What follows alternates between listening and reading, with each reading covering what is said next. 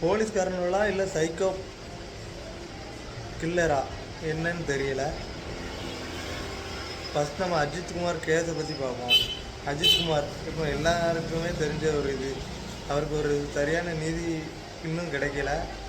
ஏன் அப்படி சொல்லுதேன்னா, முதல்ல அந்த கேஸ் கொடுத்தவங்க காரில் ஒரு 10 சவரன் நகை இருக்குமா. நகை இருந்தால் எதுக்கு இவர்கிட்ட கொண்டு வந்து அவங்க கார் சாவியை கொடுக்கணும்? நல்லா யோசிச்சுக்கோங்க. நகை இருக்கவங்க எதுக்கு வந்து இவருக்கு வந்து கார் சாவி கொண்டு வந்து கொடுக்கணும்? முதல்ல அவருக்கு காரே ஓட்ட தெரியாது. ஃப்ரெண்டு தான் ஃபோன் பண்ணி காரை வந்து பார்க் பண்ணியிருக்காங்க. நகை இருக்கைக்கு வாய்ப்பே கிடையாது. அப்படியே நகை ஒருவேளை அவர் மேலே தப்பு இருந்தாலும் அதை எடுத்து விசாரித்ததுக்கு அப்புறம் தான் போலீஸ்காரங்க வந்து ஒரு கன்ஃபார்ம் பண்ணியிருக்கணும். ஒரு நாய் அடிக்க மாதிரி போட்டு அடிச்சிருக்காங்க.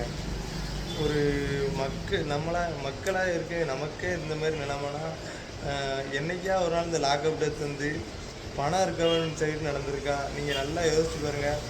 துட்டு இருக்கிற சைடு என்றைக்கா அந்த லாக்அப் டெத் நடந்திருக்கா? நடந்தே கிடையாது. அது செய்யவே மாட்டாங்க. இல்லாதவங்க தான் பாதிக்கப்படுதாங்க.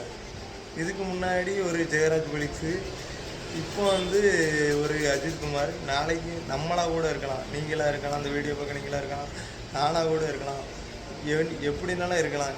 இதை வந்து இப்படி தான் தொடர்ந்து நம்ம தமிழ்நாட்டில் நடந்துகிட்டே இருக்குது. தப்பு செய்தவங்களுக்கு தண்டனையே கிடைக்க முடியுது.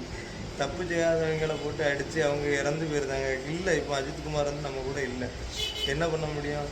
தேவையில்லாத வேலைகள்னால நம்ம காவல்துறை நண்பர்கள்னு சொல்லவா அவங்கள வேற எப்படி சொல்லன்னு தெரியல. எல்லா காவல்துறையும் நான் சொல்லலை, 1-2 பேர் இந்த சைக்கோ அந்த இதில் நான் சொல்லுதான், நீங்களே இதை வந்து ஃபில் பண்ணிக்கோங்க எப்படி சொல்லுங்க. ஒரு நாய் அடிக்க மாதிரி அடித்து மிளகா தண்ணியை குடிக்க விட்டு அடிச்சிருக்காரு. அது தப்பு, ரொம்ப தப்பு. அந்த இப்போ வந்து அந்த கேஸ் கொடுத்துருக்கீங்க யாருக்குன்னா 2011 மோசடி கேஸ் இருக்கான். இப்போ வந்து அந்த செத்தவர் திரும்பி வர முடியுமா? இது வந்து அவங்க வந்து நோட் பண்ணுவாங்களா? ஒருவேளை அவங்க வந்து ஒரு பொய் கேஸ் கொடுத்துருந்தா என்ன பண்ணியிருப்பாங்க? ஏதோ ஒரு ஈகோ கிளாஸ்னால அவங்க போட்டு கொடுத்துருக்காங்க. இப்போ அஜித்குமார் நம்ம கூட இல்லை. இந்த சமூகத்தில் வந்து நடக்கிறது எப்படி நடக்குன்னா, கஷ்டப்படுறவங்களுக்கு நிறையா பிரச்சனை வந்துக்கிட்டே இருக்குது. நல்லா இருக்கவனுக்கு பிரச்சனை வரவே முடிக்கு. அது திரும்பவும் சொல்லுதேன், லாக் அவுட் எடுத்து வந்து பணக்காரங்களுக்கு யாருக்காவது நடந்திருந்தால் நீங்கள் இது வந்து கமெண்ட்டில் சொல்லுங்கள். இல்லாத ஒரு ஆள் ஃபெலிக்ஸ் ஜெயராஜ் மாதிரி, அஜித்குமார் மாதிரி தொடர்ந்து இதேமாரி பிரச்சனை தமிழ்நாட்டில் வரக்கூடாதுன்னு நான் நினைத்தேன். வராமல் இருக்கைக்கு நம்மளால் முடிஞ்ச அளவுக்கு அந்த காவல்துறைக்கு தண்டனை வாங்கி கொடுக்கறதுக்கு நம்ம ட்ரை பண்ணுவோம். இனிமேலாவது காவல்துறைகள் வந்து இந்த நல்லா இது பண்ணுவாங்கங்கிறத நம்புவோம்.